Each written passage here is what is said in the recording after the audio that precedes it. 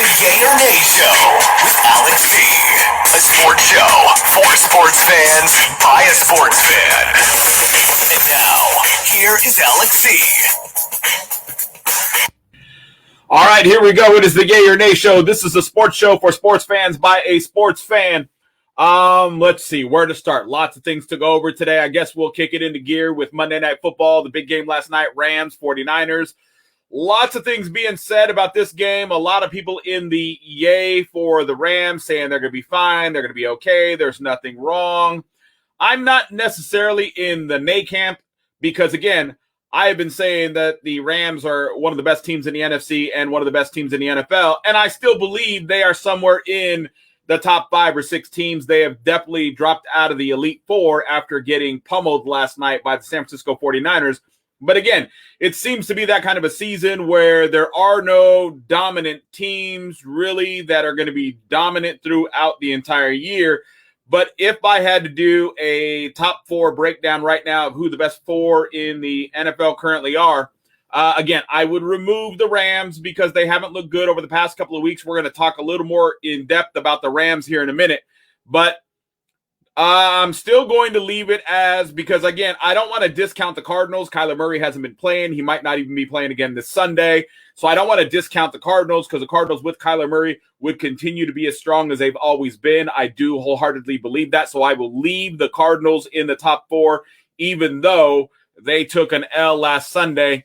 I still will not elevate the Dallas Cowboys. Again, they haven't beat anybody with a playoff winning record, which is amazing to me because I heard Greenberg today talking about other teams, talking about how they haven't beat anybody with a pedigree, yet they still elevate the Cowboys, who haven't beat anybody with a pedigree, and their last victory was over the lowly Falcons, and everybody wants to act like because the Falcons won 3 out of the last 4 games against a bunch of below-average teams, by the way, but because the Falcons won 3 out of the last 4 games, Greenberg and the rest of the homers want to sit there and say that the Cowboys are back and they beat somebody who's good, when in fact we all know the Falcons are not good and they're going to be a below 500 ball club at the end of the season. So to act as if the Cowboys just beat somebody and it was something that meant something is absolutely amazing to me. But again, there are a bunch of Cowboy homers among the 4-letter network and among the other networks as well.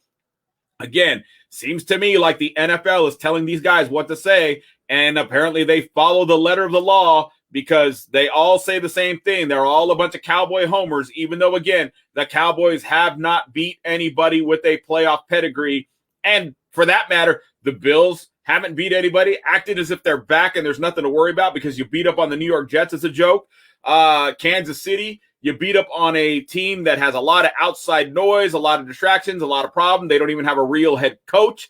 So the fact that you beat the Raiders is not that big of a deal. Doesn't matter to me what your record is. You haven't beat anybody with a winning pedigree either. So the Kansas City Chiefs are not, even though the national media wants you to believe they are going to win their division. I am saying nay, they are not. National media saying yay, I'm saying nay. I do not believe the Kansas City Chiefs will win their division. Again, they have a lot of games left. A lot of them are coming up against okay teams. Matter of fact, I'm really intrigued by one of the games that's going to be coming up because what 2 teams did I just discuss? I just discussed Kansas City and how everybody's screaming the praises about Kansas City. And then, of course, you have all the homers screaming about the Cowboys. And guess what? Those 2 match up on Sunday. So it's going to be amazing to see what everybody has to say about that game on Monday after the Cowboys and the Chiefs get it on Sunday. So that's going to be interesting. But again, going back to the Monday night game and going back to my top 4, again, I'll leave the Cardinals in.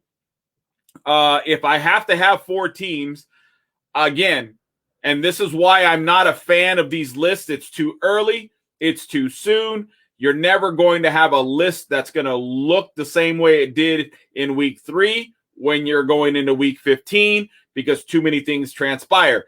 Injuries, losing streaks. You find out teams aren't as good as you thought they were to begin with. I'm still not going to elevate Tampa Bay. Same reason. They haven't beat anybody with a winning record. And by the way, they just lost 2 in a row. And one of the games they just lost was to the lowly Washington football team, a game that you should not have lost. And again, for the national media homers, because they all want to kiss Tom Brady's butt and they don't want to say anything negative about Tom Brady because they're afraid of losing access to the locker room. And thank heavens I don't have that problem at all.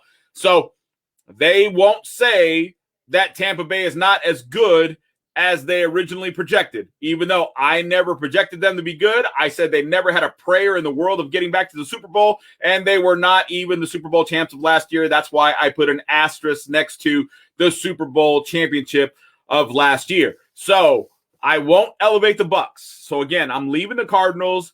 I did kind of teeter on leaving the Rams in. I'm definitely going to leave the Ravens in. I believe out of everybody in the AFC, they are still the best team in the AFC. I don't see another team that's better because, again, look at the Dolphins, look at the Bills, look at the Titans, who I will put in and leave in the top 4. But I believe the Ravens are still one step above the Titans. Not to say the Titans couldn't necessarily win, but if they did, I would call that an upset. So I've got 3 now. I got the Cardinals, I have the Ravens, I have the Titans. And then you look at other teams. You look at the New Orleans Saints, too inconsistent, not good enough. You got to look at Green Bay. And you got to take a really good look at Green Bay. And you got to kind of look at what you're working with Green Bay. And you got to say, you know what, Green Bay, they kind of fit the mold. They might even be able to stay in that top 4 for the remainder of the season. So I'll leave it the Cardinals. And again, even though they lost, they're losing without Kyler Murray. They also won one without Kyler Murray, and Kyler Murray not being there is a big deal. So I will leave the Cardinals in the top 4. I will leave the Ravens in the top 4. I will definitely leave the Titans in the top 4. Why would I not? And then Green Bay joins the top 4. So those are my top 4 teams. Everybody else is just chasing to be in the Elite 4 as far as I'm concerned in the NFL. Now, with that being said, everybody talking about, yay, the Rams are going to be fine. And again, I'm not saying nay, that the Rams are not going to be fine. But what I am saying is because what I noticed was in regards to Greenberg and Colin and a bunch of these other NFL national analysts, when they were talking about the Rams, you know, everybody was saying that everybody was immediately having a knee-jerk reaction, saying negative things about the Rams. There was no reason to say negative things about the Rams. And my attitude, that's not true. Because if you really, truly watch the games, and again, I know they don't really watch the games. I heard Colin Cowherd talk today about after the 49ers scored their second touchdown in last night's game, he was already telling his wife, if you want to go to dinner, we can, because this game's already over. These guys don't watch the games. They don't pay attention. They look at highlights. They hear what other people say. They read sports reports, but they don't actually watch the games. I actually watch as many games as I can, and I have watched a lot of Rams football. And one of the things that I've noticed, because, again, one of the things that these guys are trying to say is that there's a lot of people that are saying that there's no difference between Jared Goff and, of course, the now new quarterback of the LA Rams, right? Everybody's saying there's no difference. It's funny how these same people that's saying that there really is a difference are the same people that originally and initially said there was no difference and that there was no upgrade to the fact that they made the swap with the Detroit Lions. Okay, when Stafford went and moved over to the Rams, all these same guys who are now saying everybody's having a knee-jerk reaction and saying negative things are the same guys that said that they didn't think that the move was significant. It wasn't going to add wins to the column. If you look at Vegas, if you look at the Vegas projections, they weren't adding any wins to the win column because you made the switch from Goff to Stafford. So therefore, they didn't see any big significant moves. And now they're acting as if they've always been in Stafford's camp.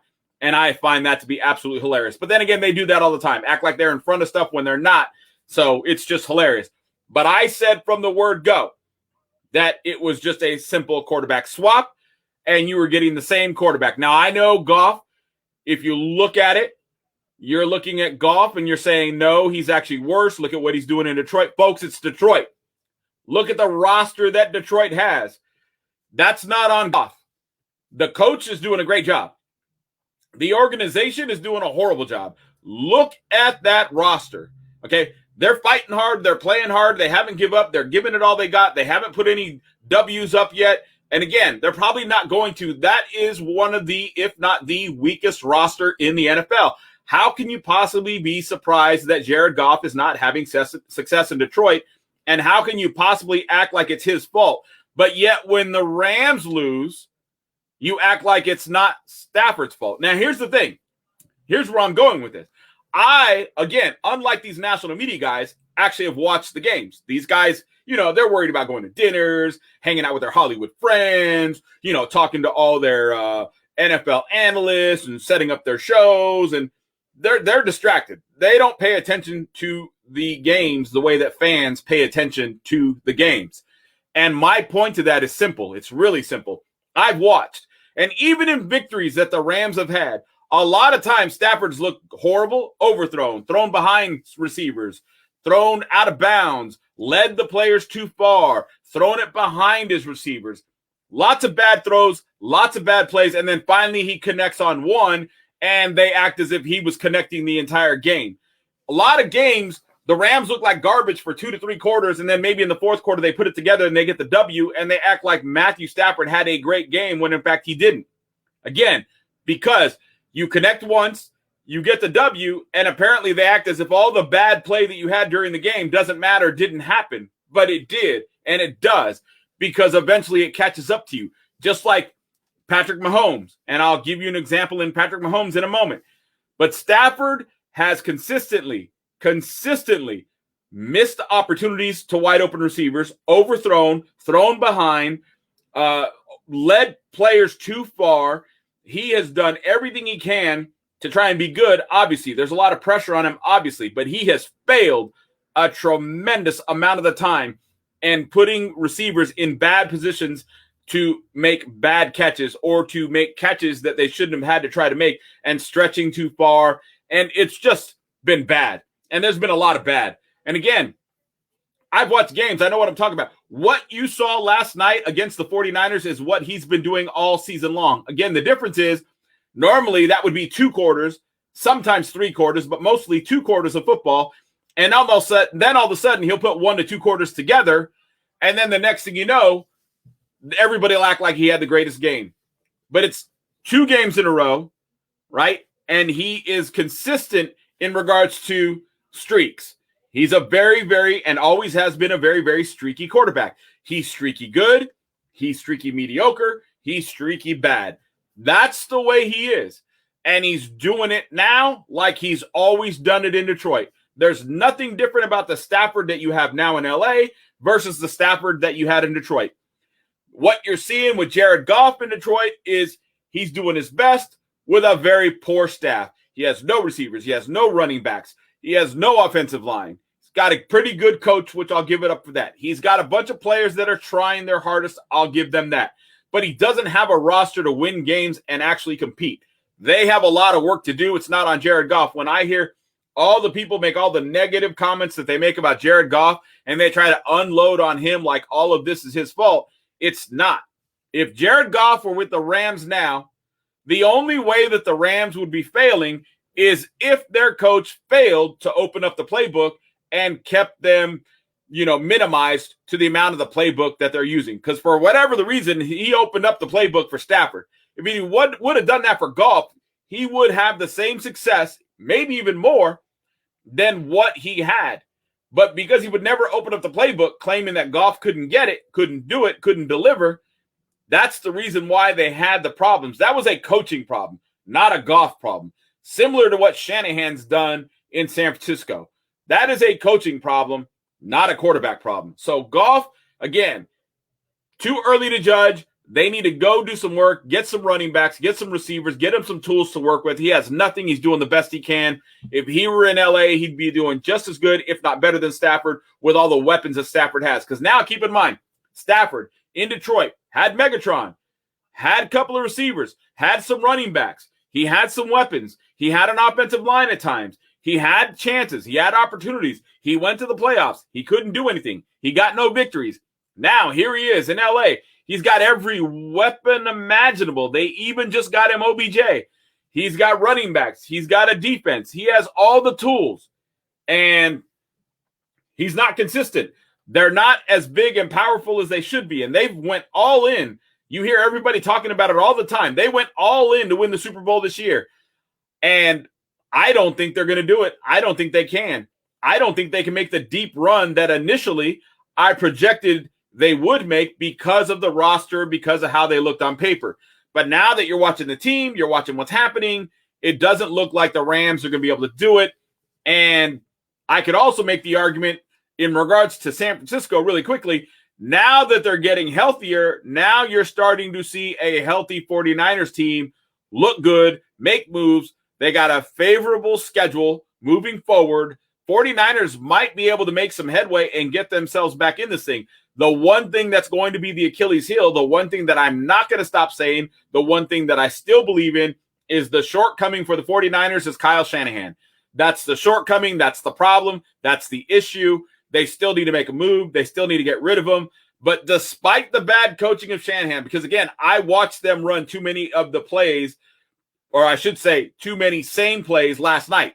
It was amazing how they just kept running the same plays over and over and over and over. And it was the Rams' bad coaching that didn't get the job done against the 49ers because they should have been able to. Because other teams were able to hone in on the fact that that playbook was small, it was dumbed down, it was simplified, and they all worked to stop the run. And once they stopped the run and made the 49ers one-dimensional, they had no problem stopping the 49ers. The Rams never made that adjustment last night for whatever the reason is, and that's on the coaching. Because, again, you have the roster to do it. You should have been able to stop the run. You should have been able to hone in on the run, make the 49ers one-dimensional, and with that secondary that you have, you should have been able to put the caboose on Jimmy Garoppolo in the passing game. But you weren't able to do it, and that is coaching because you have the roster, and you should have been able to get it done, no problem. But you didn't get it done, again, and I put that on the coaching. So Stafford, not as good as all the national media wants you to believe. He is not an all-star. He has not all of a sudden rejuvenated his career. He has not all of a sudden become better now that he moved from Detroit to LA. That hasn't happened. That's not the case. And it's not going to be the case. And again, Stafford's shortcomings are simple. He's streaky. He's streaky hot. He's streaky mediocre. He's streaky cold. That's the way he is. Right now, he's in streaky cold mode. He'll eventually get hot, and he'll eventually go right back to mediocre. And in the playoffs, I would venture to say that his problem has always been that he cracks under the pressure. And once the pressure arrives in the playoffs again this year, you're going to see a Rams team that is going to fail, even though they have one of the most loaded rosters in the NFL next to the Cleveland Browns. All right, now, going back to the 49ers really briefly. Again, just to summarize what I'm saying, the team's getting healthy. They're outplaying the bad coaching. 49ers still need to make a coaching move, irregardless of whether you see a win streak from the 49ers or not, because I want to make sure I get out in front of this. Irregardless of whether you see a win streak from the 49ers or not, and you might, but if you do, it's not because the 49ers got great coaching all of a sudden, and it's not just going to be because the 49ers are getting healthy, because they are, but it's going to be because they have a favorable schedule and they're getting healthy. So I just want to make sure that I clarify that. It's because of a favorable schedule, the fact that they're getting healthy, and that is the reason why the 49ers could possibly get themselves back into the hunt for a wild card spot. And again, who knows, with the injury to Kyler Murray, Cardinals might continue to slip. I project that the Rams are definitely going to continue to slip. So there might be a shot, an outside shot, but there might be a shot where the 49ers could work their way towards the top and be fighting for the division towards the end of this year, because we are only halfway through. And again, if Kyler Murray continues to be injured, the Cardinals might continue to slip. And if the 49ers continue to look the way that they looked last night, you might see them fight their way back into a division championship. However, they definitely have the opportunity to work their way into the wild card. The shortcoming, Kyle Shanahan. All right. Now, I want to move on to this because I told you yesterday there was some stuff that came out in regards to Robert Sarver. I want to talk about some of the things that have come out. Let's talk about a tweet real quick. And I may, and I'm going to apologize up front, mispronounce this name real quickly. But I want to read you this tweet because something happened over the weekend, and I had this sent to me, and I wanted to look at it, obviously, and make sure that it was valid. And then I looked at the source, so I know it's valid. So here's what was sent to me. It was a tweet, and it was said, or I should say, it says, I was told Jam or Jaheim, I don't know which one it is. Again, I said I might mispronounce the name, so I apologize. I was told Jaheim Najafi brought Colin Kaepernick to Saturday's Suns game as a symbol of courage for those who might participate in upcoming NBA investigation. Cap's presence definitely succeeded in polarizing Planet Orange, as documented below. Now, I don't know what that means. I don't know what the whole thing is about here. There is another piece that says Suns Vice Chairman Jahm Najafi, again, hopefully I'm saying the name correctly, will be sitting courtside tonight with Colin Kaepernick, who is one of the business partners. Powerful statement from billionaire minority owner who did not sign statement of support for Robert Sarver. So I don't know what that means by Jahm Najafi bringing Colin Kaepernick, and then yet he's one of the owners who did not sign the letter supporting Robert Sarver. I don't know what that whole thing's about or what it's supposed to mean, but it's getting really interesting in the 602. That's all I can tell you. I don't know if that means he's among the people that want Sarver out or wants Sarver to be sanctioned or whatever it is they believe they have the ability to do. But bringing Colin Kaepernick, I don't know what that was supposed to mean. All I know is it tells me things are getting hot in the 602. All right, now another story that I have for you right here says Phoenix Suns report is an issue for white men to solve. This is on The Undefeated. And I want to read you a little bit of this story. Now, I have not read, full disclosure, I have not read this story yet. I am actually reading it live with you now. So I just want to read some of this because, again, like I said, there is a lot of heated discussion here in the Phoenix market about Robert Sarver and what's going on. There's a lot of heated discussion finally, and I was the one who was out on front of it, by the way, in regards to the pathetic job that the local media is doing in regards to reporting on this because they're not really going deep on it. They keep acting like there's not enough facts, like they got to do more research.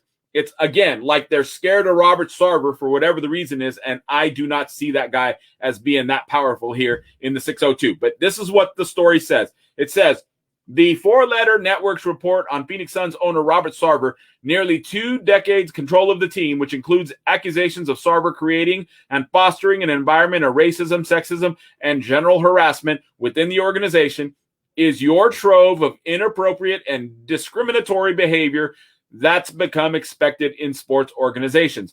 Sarver, who purchased the franchise in 2004, is accused, among many other things, using the N-word more than a Quentin Tarantino script, incessantly professing his ownership of team employees, and making reference to his sexual prowess down to condom size. If true, the accusations paint Sarver as a tyrannical and juvenile team owner who terrorized and harassed his employees simply for the joy of it. Whether Sarver, like former LA Clipper owner Donald Sterling before him, suffers any professional consequences for his actions is the next question. The league announced Thursday evening it is launching an investigation into Sarver and the Suns, but while the NBA and its investigators sort through 17 years worth of alleged misdeeds, the focus immediately turned to the opinions of the various black people employed by the Suns, including players Chris Paul, Devin Booker, head coach Monty Williams, and general manager James Jones. Now, all I know is, folks, this thing continues to get more and more crazy. This story ran in The Guardian on the 5th, okay? And I'm only reading it to you now because I'm just giving it to you and showing you how day by day new stuff comes out, because then you got the tweet talking about Colin Kaepernick going to the Suns game, and you got Jahm Najafi, who apparently is a vice chairman for the Suns, who did not sign the statement supporting Robert Sarver. And I have heard other things that eventually are going to come out as well. I don't want to talk about those yet because they have not come out. And so I do not have confirmation of these reports that I am getting, but I am always consistently and constantly getting stuff sent to me and told to me about this particular situation. I am not in any way, shape, or form condemning Robert Sarver. The facts are not all out yet, even though things have come to light that do look bad, especially the report about his wife sending, tweets to employees, and they seem to be of a bullying nature. There are definitely, a lot of things to talk about, but I am not one to judge. It's not my place. I'm going to wait for all that to come out, but I'm going to give you all the information as I get it. I've kind of neglected this a little bit as of late because, again, I've been so involved in the NFL and what's been going on. Lots of great, obvious things happening there. And then, of course, you've got the NBA, which we're going to talk about here in a moment. So, again, lots of stuff coming out. As it comes out, I will give it to you. I won't always give it to you the day it breaks because, again, I do like to look at the information. I do like to check the sources. I do like to see what it is supposed to mean in regards to the information that's being laid out there. Sometimes, again, it's kind of cryptic and you don't necessarily know what it means unless you're diving totally into this thing. Because, again, with the Jahm Najafi thing where he brings Cap to the game, I don't know what the statement was supposed to be. And I didn't really want to go and get deep into it because, again, I'm not trying to be that guy. I'm just giving you the information as it comes out. Now, going back to yesterday, we talked about the LA Lakers. So we're going NBA real fast. We're staying NBA. We're going from Sarver. We're going to the Lakers now. We talked about the Lakers. I told you about the disarray. I told you about my opinion of the Lakers. I told you about whether I think they would or would not be good. I told you the fact that I thought they're too old and LeBron James is already injured and he's going to be injured a lot this season. You're going to see a lot of injuries on the Lakers because they're too old. And you've got Russell Westbrook who's going to run his own players out of the gym because he runs baseline to baseline in 5 seconds. And all the old guys run baseline to baseline in 5 days. So you're going to see a lot of problems and issues with the Lakers. Now, yesterday I reported that Anthony Davis was criticizing the team. We all know about their woes in the third quarter, getting outscored. And they're the team with the biggest deficit in regards to third quarter scoring versus their opponents.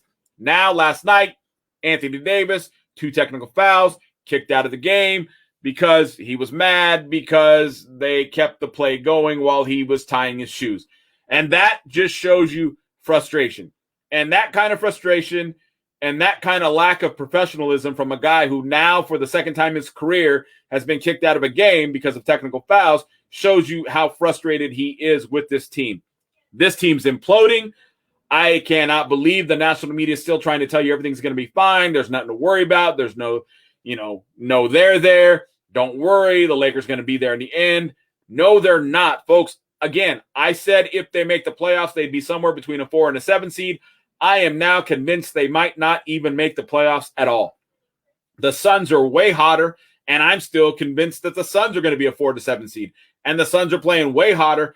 And there's no way you could tell me that all they got to do is survive without LeBron James. And then when LeBron James comes back, somehow he's going to wave a magic wand and all the woes of the Lakers are going to go away and they're going to be back to their winning ways. It's not going to happen. I don't know where they get the idea that this is what's going to transpire. It's amazing. It's hilarious. Again, I'm out in front of it. Eventually, like always, the national media will catch up with me and they will start singing the woes of the Lakers. But for now, they're continuing to be the cheerleaders that they are. Again, maybe the NBA is telling them they need to be cheerleaders. I don't know. But they all seem to universally be on the same page. But, folks, when you're at 500 and the Cleveland Cavaliers have a 500 record and you're playing as good as the Cleveland Cavaliers, arguably one of the worst teams and organizations in the NBA, you cannot tell me that the Lakers are going to be fine when they have the same record as the Cleveland Cavaliers. All right, so that's going to do it for me today. You guys enjoy the rest of your evening. We will do it all again tomorrow on the Yay or Nay Show with Alex C.